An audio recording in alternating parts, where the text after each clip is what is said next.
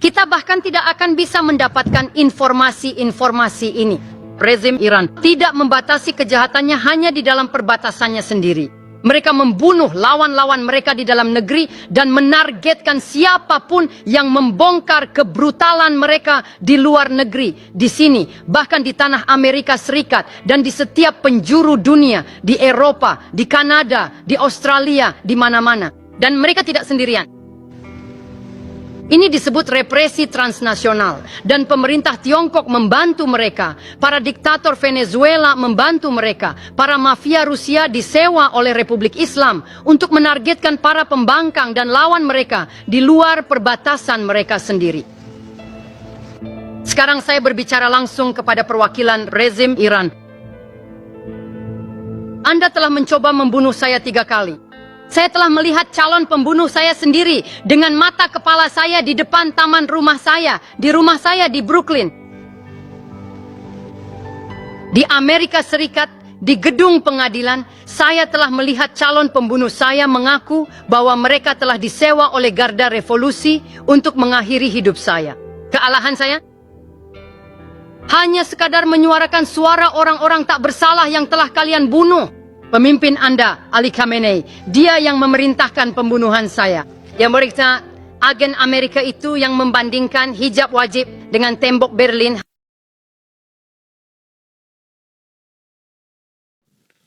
Salam sejahtera bagi kita semua, berjumpa lagi dengan saya di channel Penabur Benih. Terima kasih untuk dukungan Bapak Ibu semuanya. Melalui subscribe, like, komen, dan share. Semoga apa yang saya bagikan bisa menjadi berkat bagi kita semua. Kali ini kita akan mendengarkan kesaksian dari seorang keluarga Khamenei di mana mereka keluar dari daerah Iran dan mereka pergi ke Amerika, dan ternyata banyak keluarga dari Khamenei ini yang memang sudah lepas dari rezim tersebut, di mana mereka melarikan diri tinggal dan menetap di Amerika Serikat. Dan dalam video ini menceritakan dari awal sampai akhir, di tengah-tengah PBB, apa yang akan terjadi terhadap Iran. Dan ini masih video yang baru viral, di mana keluarga Khamenei ini menceritakan semua di tengah-tengah banyak orang. Dan bagaimana mereka diperlakukan secara tidak benar, dan juga diperlakukan dengan cara yang tidak baik. Oleh karena itu, saudara yang terkasih dalam Kristus Yesus, mari kita menonton dan melihat bagaimana ia menceritakan kisah terkait dengan apa yang terjadi dalam keluarga mereka, sehingga mereka memutuskan untuk tinggal dan menetap di Amerika Serikat. Dan kemungkinan dalam cerita ini juga mereka akan diusir keluar dari Amerika oleh karena perbuatan yang dilakukan oleh rezim tersebut. Berikut ini videonya. Silakan Ibu Masih Ali Nejat untuk berbicara. Nama saya Masih Ali Nejat. Saya adalah seorang perempuan dari Iran. Tuan Presiden yang mulia, para anggota Dewan, saya merasa terhormat diundang oleh Amerika Serikat untuk memberikan kesaksian di hadapan Dewan Keamanan Perserikatan Bangsa-Bangsa. Saya berada di sini hari ini untuk memperingatkan Anda atas nama jutaan rakyat Iran bahwa yang dibutuhkan sekarang untuk menegakkan keadilan bagi mereka yang memerintahkan pembantaian di Iran adalah tindakan nyata dan konkret terhadap rezim yang tidak memahami bahasa diplomasi. Perserikatan Bangsa-Bangsa telah gagal merespons dengan urgensi yang dibutuhkan pada saat ini. Dewan Sekretaris sendiri, Sekretaris Jenderal sendiri, belum berbicara secara terbuka menentang pembantaian yang sedang terjadi di Iran, hanya melalui pernyataan tertulis dari juru bicaranya. Diam pada saat ini mengirimkan sinyal, mengirimkan pesan kepada para pembunuh, para pengunjuk rasa muda beserta anggota keluarga mereka. Saya sangat yakin bahwa rezim di Iran telah mendengar pesan yang jelas dari Sekretaris Jenderal. Saya rasa para anggota Dewan ini telah melupakan hak istimewa dan tanggung jawab duduk di ruangan ini. Sekretaris Jenderal, saya tahu Anda mendengar saya. Saya ingin berbicara langsung kepada Anda. Mengapa Anda takut pada Republik Islam? Jutaan warga Iran yang tak bersenjata, para pengunjuk rasa yang tak bersalah dan tak bersenjata, telah dibungkam dengan peluru, penangkapan massal, penjara, dan pemadaman komunikasi total. Tidak ada internet, tidak ada ponsel, dan tidak ada saluran telepon rumah. Berapa desa membuat Iran berada dalam kegelapan total. Saya di sini untuk membawa suara mereka ke ruangan ini. Saya di sini untuk memberitahu Anda bahwa pembantaian brutal telah terjadi di tanah air tercinta saya, Iran. Dan itu akan menjadi jauh lebih buruk jika dunia tidak mengambil tindakan serius. Iran sedang menghadapi pemberontakan nasional yang meluas di seluruh Iran, melintasi berbagai lapisan masyarakat dengan tuntutan yang jelas untuk mengakhiri rezim Iran. Pada saat yang sama, ada kampanye nasional oleh rezim Iran untuk menghapusnya, untuk membungkam rakyat. Protes dimulai pada 28 Desember, dipicu oleh runtuhnya mata uang Iran, namun segera berubah menjadi apa yang disebut rakyat Iran sebagai revolusi, penolakan total terhadap 47 tahun tirani dan penindasan. Protes menyebar ke lebih dari 100 kota dan melibatkan setiap lapisan masyarakat, para pedagang, pekerja, guru, perawat, serta mereka yang mengibarkan bendera bersejarah singa dan matahari, juga kelompok etnis minoritas seperti Kurdi, Baluchi, dan semua minoritas lainnya, pria dan wanita, berdiri berdampingan di jalanan. Ketika berbicara tentang membebaskan Iran, saya harus mengatakan dengan tegas dan jelas bahwa semua orang Iran bersatu. Dari Teheran ke Tabriz, ke Rasht, ke Ahvaz, dari kota-kota besar hingga kota kecil, dan desa-desa yang bahkan namanya jarang kita dengar di media, mereka turun ke jalan. Jutaan rakyat Iran membanjiri jalanan menuntut agar uang mereka tidak lagi dicuri dan dikirimkan ke Hamas, ke Hezbollah, ke Houthi. Uang para pekerja, uang orang-orang tak bersalah yang sekarang bahkan tidak mampu membeli sepotong roti. Seluruh bangsa sedang memandang ke arah kebebasan saat ini. Yang terjadi selanjutnya adalah rezim menggunakan senjata militer AK-47 terhadap orang-orang tak bersalah. Menurut Iran International Media Broadcasting, jumlah korban tewas telah melampaui 12.000 orang. Hanya sehari kemudian, CBS melaporkan lebih dari 20.000 orang telah terbunuh. Dan mereka bukan sekadar angka, mereka bukan sekadar statistik. Kita bahkan tidak tahu jumlah sebenarnya. Jurnalis warga dari dalam Iran telah mengirimkan video yang menunjukkan tumpukan kantong jenazah yang bertumpuk satu sama lain. Orang-orang Iran di pengasingan karena pemadaman internet, mereka memperbesar gambar untuk memastikan apakah kerabat dan orang yang mereka cintai ada di dalam kantong jenazah itu atau tidak. Saya sendiri telah menerima telepon dan pesan mendesak dari orang-orang Iran berkat Starlink dari dalam negeri yang meminta bantuan mendesak kepada dunia luar. Mereka menyambut baik ketika Presiden Trump menawarkan untuk menyelamatkan orang-orang tak bersenjata yang ditembak di jantung, di dada mereka oleh pasukan keamanan di dalam Iran. Seorang aktivis yang tidak bisa disebutkan namanya demi keamanannya mengatakan kepada saya, jalanan penuh dengan mayat. Mereka menghabisi orang-orang yang terluka di jalan. Mereka mengatakan kepada saya bahwa pasukan keamanan telah menyerbu rumah sakit dan membawa pergi orang-orang yang terluka. Saya juga telah menerima banyak pesan dari keluarga para korban yang mengatakan bahwa pasukan keamanan memaksa mereka membayar uang untuk mengambil jenazah orang yang mereka cintai agar bisa dimakamkan. Pada 8 Januari 2026, rezim Iran mematikan internet dan memberlakukan pemadaman komunikasi teknis. Bukan untuk menghentikan protes karena masyarakat sudah muak dan mereka turun ke jalan di mana-mana, tetapi untuk menyembunyikan kejahatan dan kebrutalan mereka. Ini bukanlah kesalahan atau kegagalan teknis. Ini dilakukan secara sengaja. Ketika sebuah rezim mematikan internet saat terjadi pembantaian massal dan pada saat yang sama, para pemimpin rezim yang sama menggunakan hak istimewa kebebasan berbicara di media sosial untuk menyesatkan dunia luar, ini bukan soal memulihkan ketertiban. Ini tentang menghancurkan bukti. Jika bukan karena dimulai dari dalam Iran, kita bahkan tidak akan bisa mendapatkan informasi-informasi ini. rezim Iran tidak membatasi kejahatannya hanya di dalam perbatasannya sendiri. Mereka membunuh lawan-lawan mereka di dalam negeri dan menargetkan siapapun yang membongkar kebrutalan mereka di luar negeri, di sini, bahkan di tanah Amerika Serikat dan di setiap penjuru dunia, di Eropa, di Kanada, di Australia, di mana-mana. Dan mereka tidak sendirian. Ini disebut represi transnasional dan pemerintah Tiongkok membantu mereka, para diktator Venezuela membantu mereka, para mafia Rusia disewa oleh Republik Islam untuk menargetkan para pembangkang dan lawan mereka di luar perbatasan mereka sendiri. Sekarang saya berbicara langsung kepada perwakilan rezim Iran. Anda telah mencoba membunuh saya 3 kali. Saya telah melihat calon pembunuh saya sendiri dengan mata kepala saya di depan taman rumah saya, di rumah saya di Brooklyn. Di Amerika Serikat, di gedung pengadilan, saya telah melihat calon pembunuh saya mengaku bahwa mereka telah disewa oleh Garda Revolusi untuk mengakhiri hidup saya. Kealahan saya?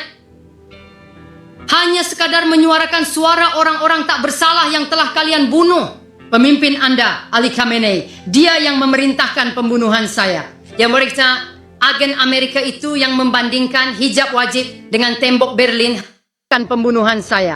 Yang mereka, agen Amerika itu yang membandingkan hijab wajib dengan tembok Berlin harus dibunuh. Sayalah perempuan itu dan saya bukan agen Amerika. Saya punya kemandirian, tapi saya berterima kasih kepada pemerintah Amerika dan penegak hukum yang telah melindungi hidup saya. Dan jika bukan karena perlindungan dari penegak hukum, saya tidak akan bisa berada di sini untuk bersaksi bagi jutaan orang yang menghadapi para pembunuh yang sama, menghadapi rezim teroris yang sama di negara saya. Ya, perlindungan itu penting. Bagi jutaan orang yang menghadapi para pembunuh yang sama, menghadapi rezim teroris yang sama di negara saya. Ya, perlindungan itu penting. Sayangnya, saya hidup dengan rasa bersalah sebagai penyintas karena banyak orang Iran tidak memiliki perlindungan yang sama.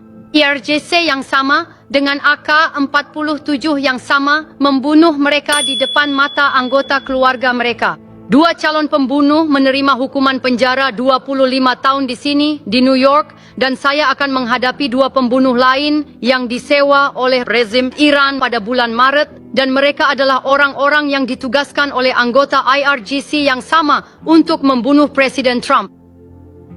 Rezim Iran memerintah dengan menebar ketakutan. Mereka membuat orang-orang menghilang dari kehidupan publik, dari ingatan, dari sejarah. Jadi hari ini saya ingin mencatat nama-nama mereka yang menolak untuk takut dan dihapuskan. Setayesh Shafi, 20 tahun. Sebelum internet diputus, dia menulis di media sosialnya, "Mereka memutus internetku, tapi aku mencintai kalian semua." Dia dibunuh oleh IRGC, rezim Iran. Raben Moradi, 17 tahun, ditembak dari belakang. Seorang pemain sepak bola muda, dia dibunuh oleh IRGC yang sama. Mehdi Zad Parvar, seorang atlet populer.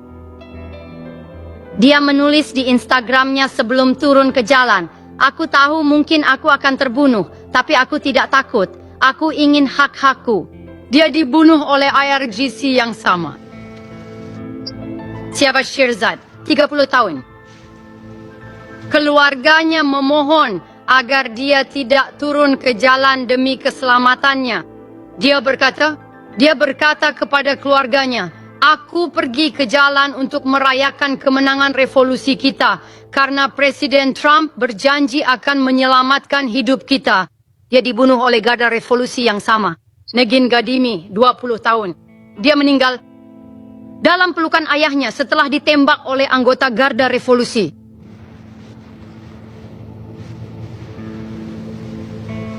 Ini saya merasa bersalah karena tidak menyebutkan nama-nama lainnya. Daftar nama-nama itu terus berlanjut tanpa henti.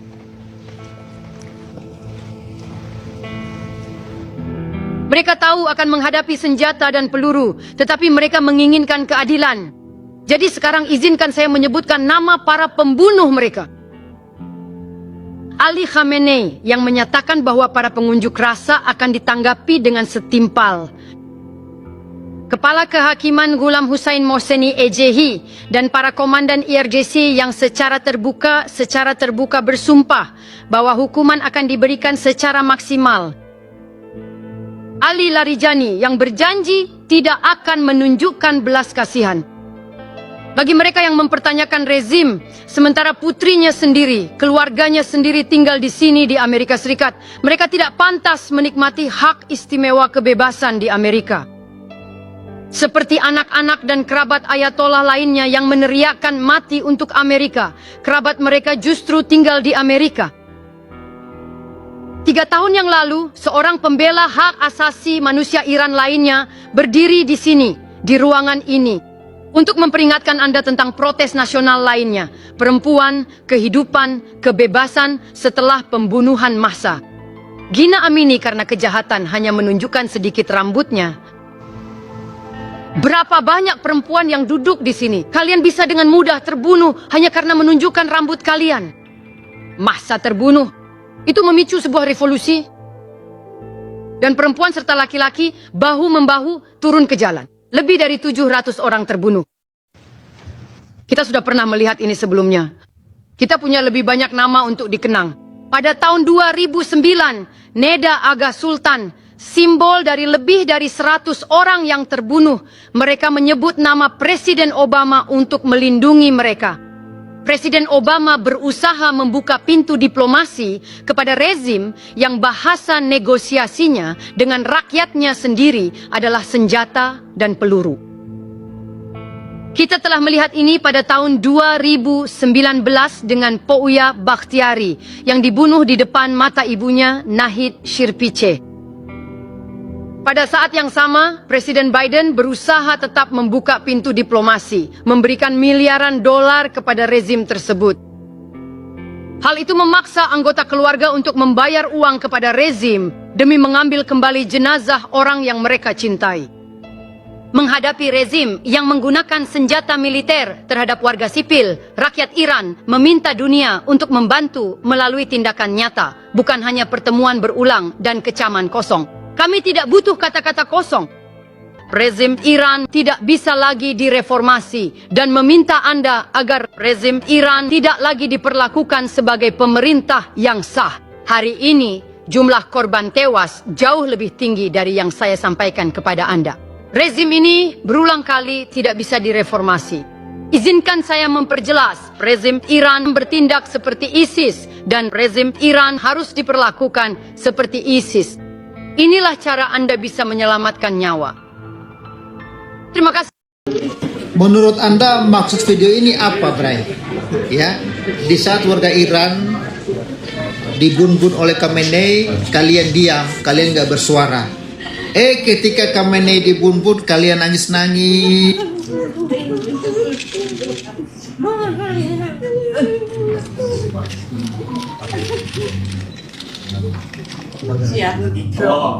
Minta kepada kami kekuatan untuk semakin mati. Oh, hubungannya konfliknya tidak benar. Kalau mungkin beliau selalu.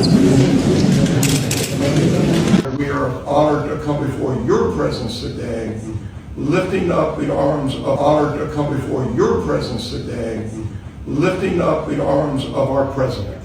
We pray for your continued blessing and favor to rest upon him. We pray for wisdom from heaven to flood his heart, his mind, and Lord, you will guide him in these challenging times that we're facing today.